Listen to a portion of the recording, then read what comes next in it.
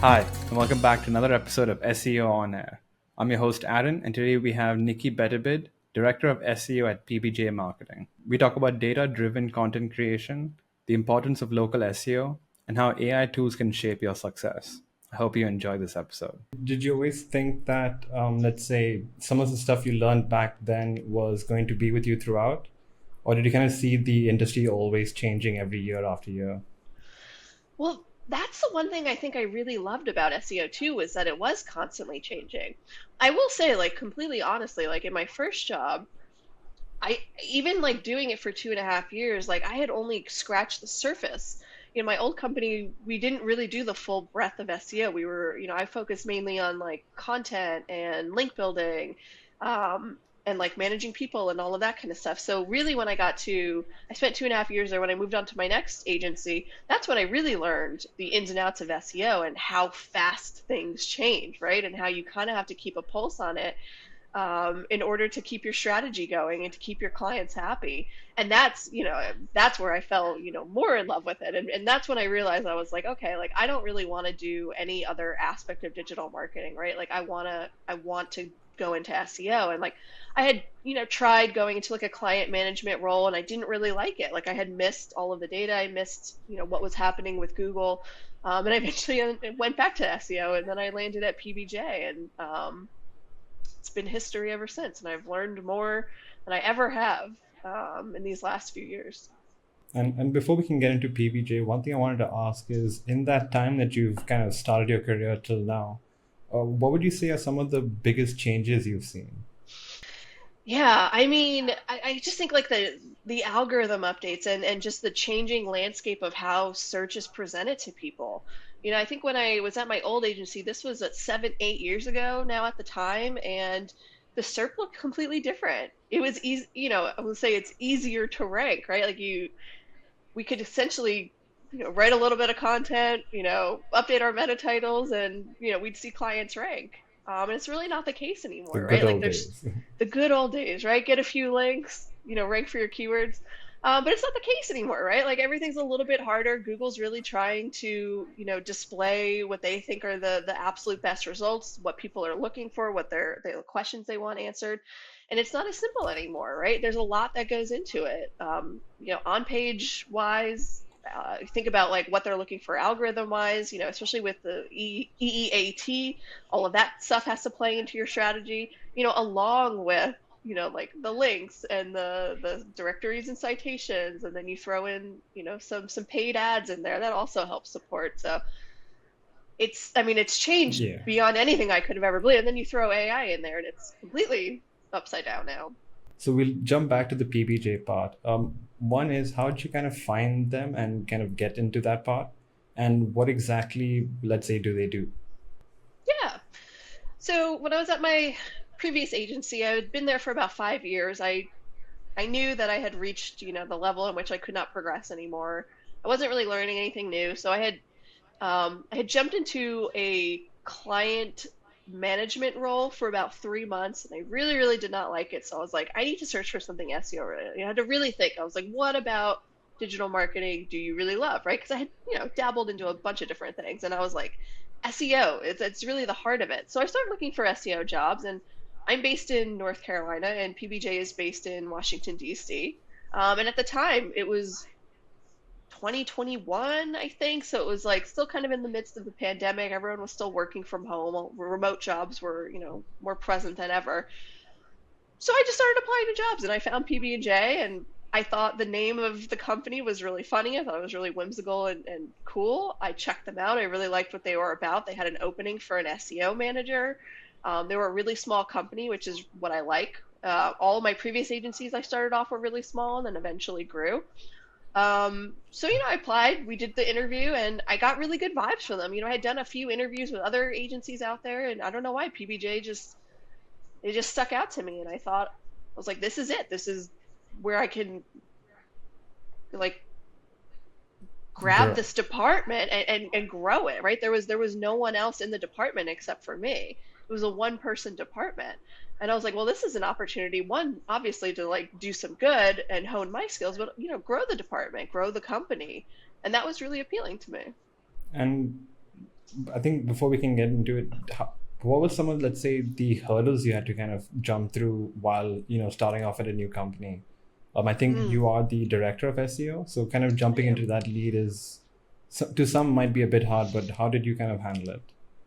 Yeah, so I knew right away that that was what I wanted, right? Like I knew I was hired as an SEO manager or senior SEO manager. I knew that I wanted to be director, and I didn't know right away what all went into that. I kind of had to figure it out, but I knew that I wanted to be director, and I knew I had a lot to offer, and I could really help grow the department. So essentially, like I looked at everything that I basically created like a growth path for myself. And I was like, here's, I think, everything that a director needs, ran it by our CEO, Philip. We collaborated on all of that. And I regularly checked in with my manager. I think I was at PBJ for almost 2 years before I got promoted to director. And I was very, very intentional about being able to complete and do the things that they're asking of me, like instead of just, working on clients, like how can you innovate, how can you manage the department's finances, all of that kind of stuff. And it was just a constant active feedback loop of like, okay, like where do you think I could do better, like where do you think the opportunity is for me to get to that next level, like what do I need to do, can you take me through that, can you help me. And yeah, I think I did just being really, really intentional. And at the time, like I said, like it was a one person team, right? There wasn't a lot of structure in place. There really wasn't a solid strategy in place that was, keeping up with all of the changes going on. And I think that was really important to them, and it was really important to me, right? Like with everything changing, it's so easy to fall behind in SEO, and you can't do that, right? Like you can't be left in the dust. So I think like Yeah. all of those things were really, really key in getting over that from being an SEO manager to a director. And of course, then, you throw in the growth of the department, we hired people, and, being able to manage them and all of that. But yeah, I mean, I will say like it was a little tough, it was a little tough when, you're growing and you're not used to doing these things, and then you have to start doing them. And it's been a great learning experience. I feel like I've learned, more in my career in the last 2 years than I have in the last, 7, 8, 9, 10 years total of me doing this. One more kind of quick question is, at PBJ, what exactly, let's say, do you look after? PBJ, our bread and butter is SEO and like paid, excuse me, paid media. So think like PPC, paid social ads. So it's kind of like the division of our company, right? And we've got web dev and all of that, but really it's like the SEO and paid media department. So I'm managing the SEO department, so I'm pretty much responsible for literally anything SEO and SEO related, whether that's with our own PBJ SEO or with our clients. And like I said, I mean, we started off as it was just me on the team, but luckily we were able to grow a little bit. So I've got another team member that works with me right now, and we're looking to hire another one.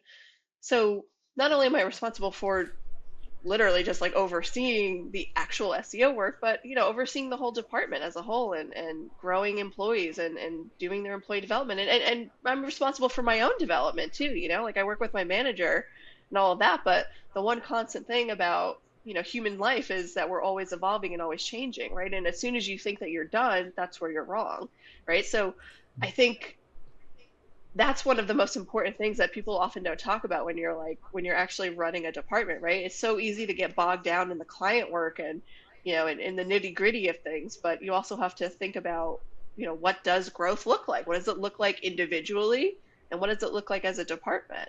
And I think for the department to grow, you have to grow individually, you know Right. and it, like I said, in addition to all of the growth that you see in your knowledge and skill set. Who would you say is, let's say, the most common type of client that PBJ gets? Hmm. It's a good question, because what's interesting about PBJ is that I think because we're so small right now, we haven't really defined like certain verticals that we go after. So a lot of our clients, especially SEO, are a little bit different. Some of the commonalities Right. we do have, like within our SEO client subset, and then of course on the paid media side is um, we go after like medical type clients or higher ed clients. Um, I'm trying to think like it's yeah, our clients tend to be a little bit all over the place, but I think the one common theme in general, right, and I think this applies to like all agencies and clients, is that they're all looking for help, right? Like their sites are not ranking well, they're not getting customers, clients, whatever it is that they're looking for, they're not getting them, right? And maybe they've tried to do it on their own and what they're doing is not working. Maybe they've worked with previous agencies who didn't really create success for them. Maybe they didn't know what they were doing or they weren't doing enough.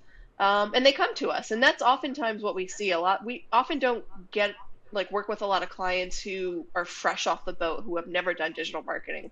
A lot of times it's like they've worked with an agency, didn't really work, and they're coming to us, because we have a good reputation, Right. or they find us on like Clutch or anything where like it's award centric or word of mouth. We get a lot of referrals that come in.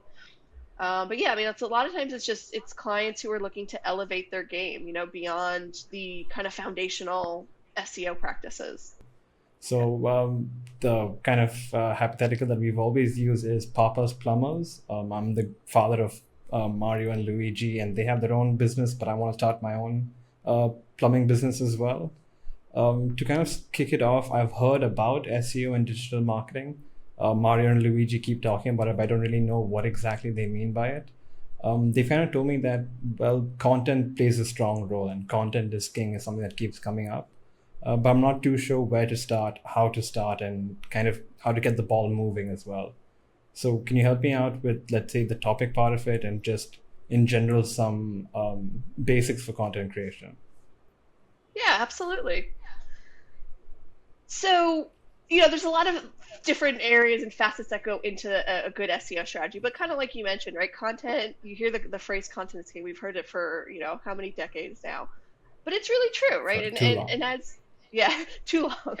And as Google continues to update their algorithm, they've placed even more and more importance on content, right? And I think that when people hear that, they're like, all right, well, we just put out a blog, hopefully it ranks, blah, blah, blah, blah, blah. But it's really not as simple as that, right? There's a lot of research and there's a lot of data that goes into it. I think the biggest key, right, is not just putting out content for content's sake, but putting out content that your clientele or people that you want to reach actually want to read. Questions that they have, information that they might not know that they need to have. And that's the first step, right? Is getting people to your site. And I think a lot of times people get mixed up in the ideas of like, all right, well, I want to sell my product or sell my service. Like, why do I need to put out blogs, right? But that's Right. essentially like how you start to rank higher enough so people can go to your website to actually convert into a customer or a client, right? And it's not just about kind of those blogs and those articles and kind of that supporting content, right? You want to make sure that your landing pages have quality content on them. So, you are a plumber page, right? Like there's a lot that goes into plumbing. So you want to make sure that your main plumbing service page has the information that people are looking for, right? And it doesn't necessarily need to be a certain word count or anything like that. It's more just like do your research, look at your competitors. Who is already ranking really high? Who's ranking for what you want to rank for? What do they have on their page, right? Um, and then of course, there is the research and the data that comes back into it too, right? Like you want to make sure that you're including keywords that people are actually searching for. You want to make sure you're answering questions. Like let's say someone has a question about cost, right? Like let's add a little section about cost on there, even if you're not listing a specific cost out, could say it could range from this or this. But the point is, right, like answer the questions, put the things in there that people are actually looking for. And then that's kind of your first step, right? And then you want to actually optimize it for SEO, right? So that's where like the keyword comes in, right? Like include the keywords. Like I can't tell you how many times I've had clients come to us and we're looking at all of their content and they're like, well, I want to rank for this keyword. And I'm like, that keyword does not exist anywhere in your content. No wonder you're not ranking for it, right? Yeah, so including your target keyword, maybe even some supplemental keywords, right? It signals to Google that this page is, it's about whatever that keyword is, maybe some tangential keywords, and you want to really exhibit that the EEAT, right? The expertise, experience, authoritativeness, and trustworthiness, right? Like that is now the cornerstone of how you rank, right? And you can rank, let's say, you're like an e-commerce site or anything like that where you have a bunch of product pages, right? You could rank number one for everything, but you're still not getting people to actually convert on your site, right? And that's where, you have to look at um, what people are looking for. Like, why are they not converting? Are they going somewhere else? Are they bouncing off of your page? And that's really where a lot of that on-site SEO comes in. But I would say, like, content, start with content. I think data can probably play a major role in all of this, but I'm not too sure, let's say, how to collect that much data to ensure my SEO kind of works out. So how exactly can data play a role in this case? Data is key for everything. I used to work with some people who always said data beats intuition, and it's one of the truest things that I've Right. ever heard. In digital marketing, but in SEO in particular, right? Um, I've worked with people, outside vendors, who, and this is going to be a really horrible metaphor, but like it's kind of like throwing spaghetti at the wall and seeing what sticks and then refining their Right. strategy from there.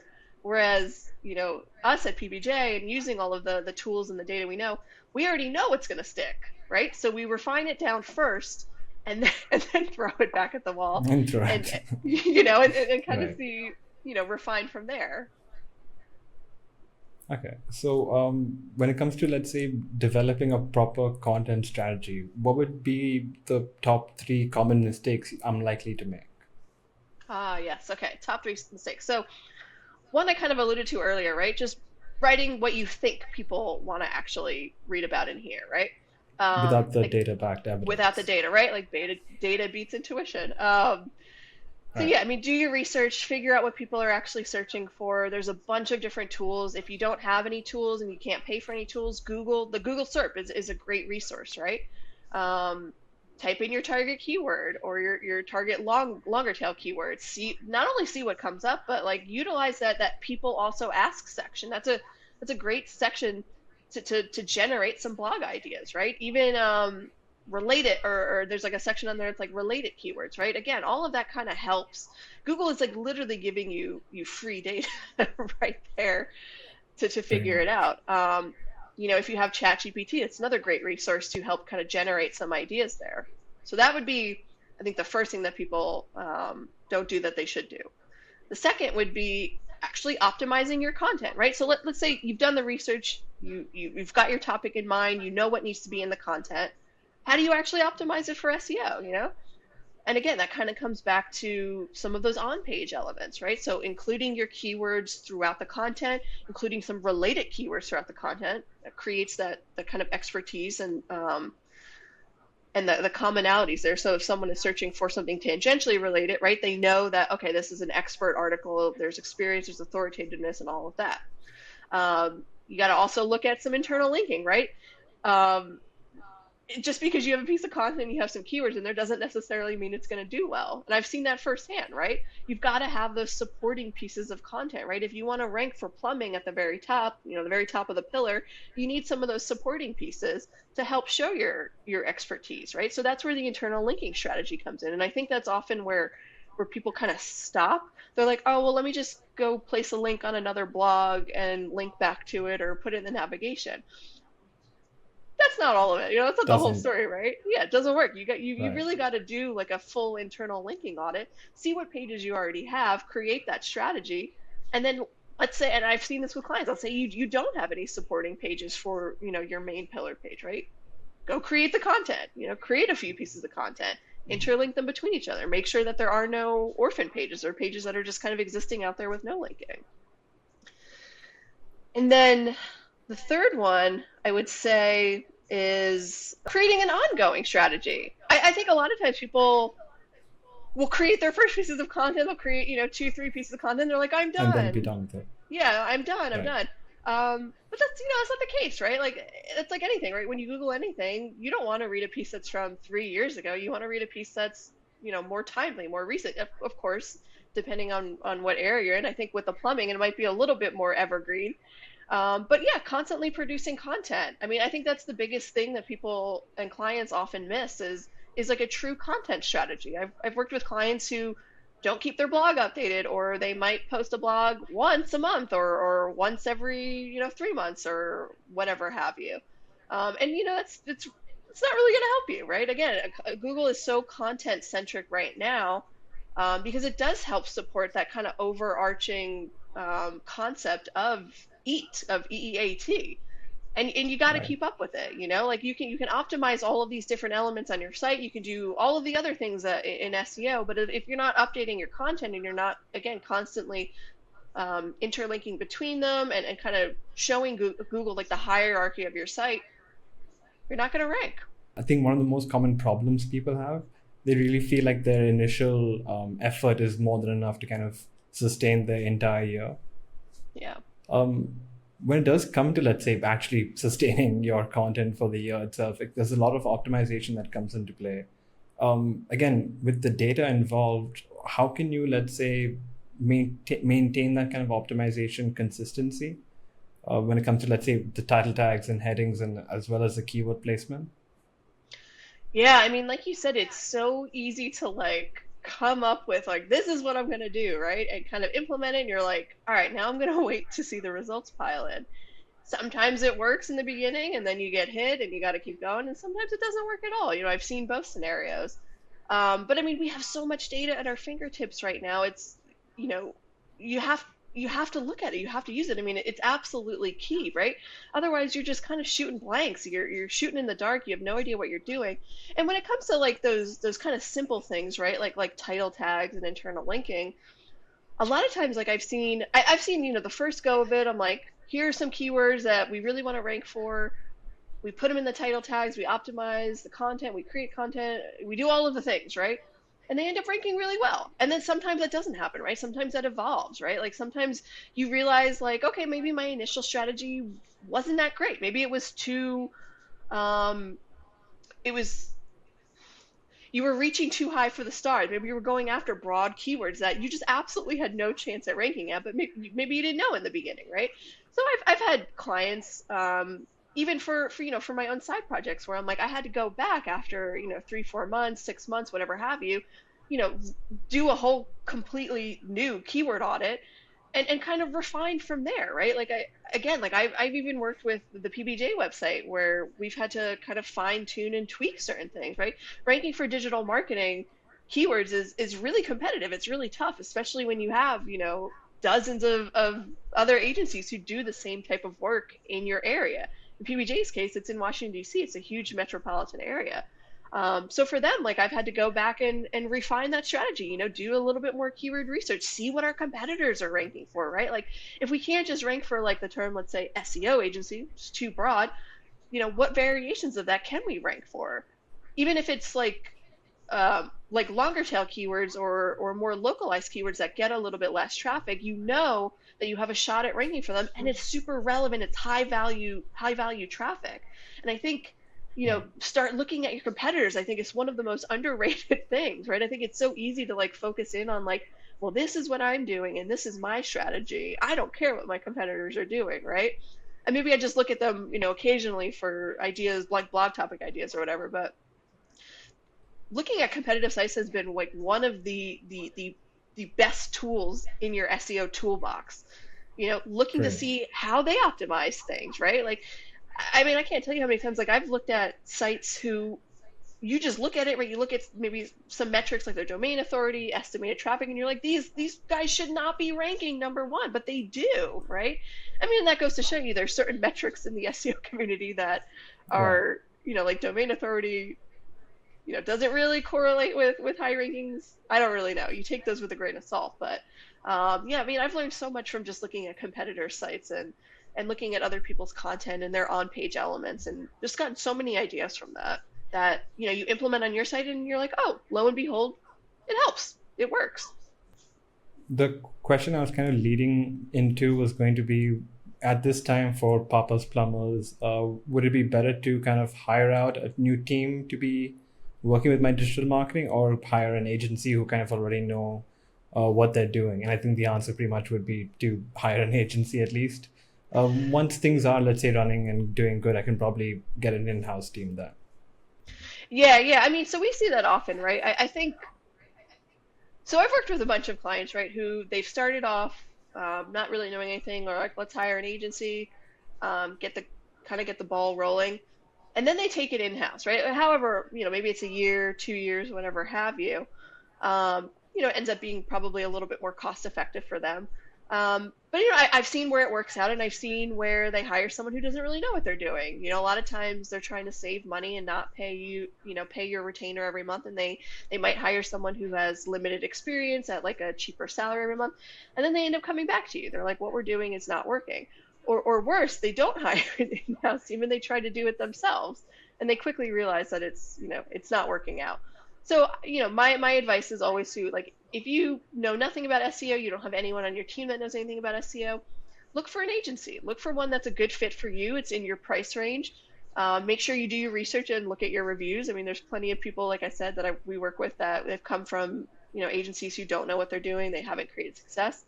And then, yeah, reevaluate, right? Like, we as agencies know that clients aren't going to stay with us forever. But at least then we can, Right. set you up for success, give you the tools that you need. And if you decide that it is the best option for you to take it in-house or take it to a contractor who is a little bit more cost effective, at least you're set up for success to do that. Of course, like, we hope that you stay with us, but it's the Right. nature of agency business, right? We see clients, sign on, and then, a year, 2 years later, sign off for whatever those reasons are. When it comes down to AI and pretty much everything that we have also talked about when it comes to content and SEO, where can, let's say, tools like ChatGPT and other AI technologies, where can they be used and, well, helping out in those areas? Yeah, I mean, I think one of the biggest worries everyone has or had, is AI going to replace us? Absolutely not, right? That's just absolutely not Great. the case. But kind of like you alluded to, right? They can help aid us in our strategy. They can help bolster our marketing efforts. I can say for us, it's helped create more efficiency for some manual work, like writing those meta descriptions or ad copy, even coming up with outlines for content or content ideas. Um, and this was a really cool thing that I used it for. I had read an article on Search Engine Land about how to use ChatGPT to kind of overtake your competitors' featured snippets, right?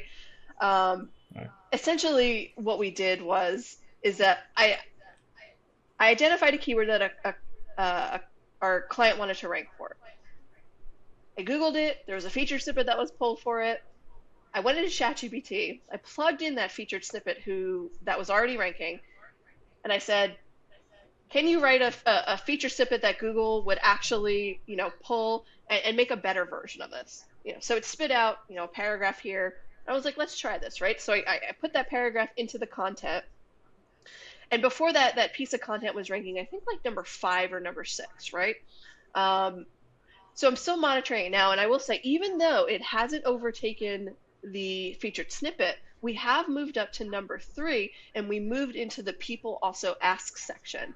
So I'm going to take that as a win, right? So, I mean, there's so For many sure. different ways that you can use it, right? You can use it, and I see people and clients, they want to use it for content creation, right? They want to write a whole article on it. Um, I think that you can use that as kind of the foundation of your content piece. But I mean, Google's smart enough to know, and I don't think it's taken in. I don't know, I guess I should say, if it's in their algorithm right now to penalize sites where there's content is completely AI generated, right? I think it's still super important to go into that content, add your perspective, right? You are the expert, and that's part of what helps you rank. Add some personalizations to it. At the end of the day, like, ChatGPT doesn't know what your business does. It doesn't know the nuances and the ins and outs. So, if you want to go that route, and I usually recommend against that, use it as kind of just a rough draft, right? And add in all of the different things that pertain to just you and showcase your expertise and your knowledge in the field. Um, I would say that's typically what we use it for. I'm sure there's a million other ways to do it. Like I said, it's helped tremendously with writing meta descriptions, especially when you have a client who has hundreds and hundreds of pages that you need to write things for. It's definitely helped expedite the process for us. I'm just going to allow you to have pretty much 1 minute to give whatever plug you need. You can give a shout out to pretty much yourself on the podcast or PBJ Marketing, a friend if you need to. Again, like, I've worked at previous agencies that don't do nearly the amount of research and personalization and work in terms of creating an SEO strategy as, again, some other agencies, right? And I think that's really what separates us, right? And I know a lot of people say that, right? Like they're like, oh, we all look at data, right? But again, like I've come from agencies where they weren't really on the pulse of anything. They were kind of just status quo, creating templates for everyone, for everyone's SEO strategy, kind of an out of the box solution. And we don't do that, right? Like we have clients in different niches, different verticals. We spend a lot of time understanding your business and understanding your market, and it goes beyond just doing SEO, right? Like we have so many clients where we're doing attribution models, where we're matching leads that come into the site, let's say with patients or with customers. We really try to go beyond just another SEO vendor. We try to really position ourselves as your partner, your marketing partner. And granted, right, we've got to keep within the scope of things, but anything that we can do as kind of a value add, whether that's help dissecting your data, understanding what the data means, right, attributing it to other areas that seemingly might not be relevant but are relevant to the client. Yeah, I don't know. I'm doing the best SEO work of my life, and I can't say enough good things about PBJ and our process. Thanks for watching that episode. I hope you enjoyed. For more videos like this, make sure you like and subscribe.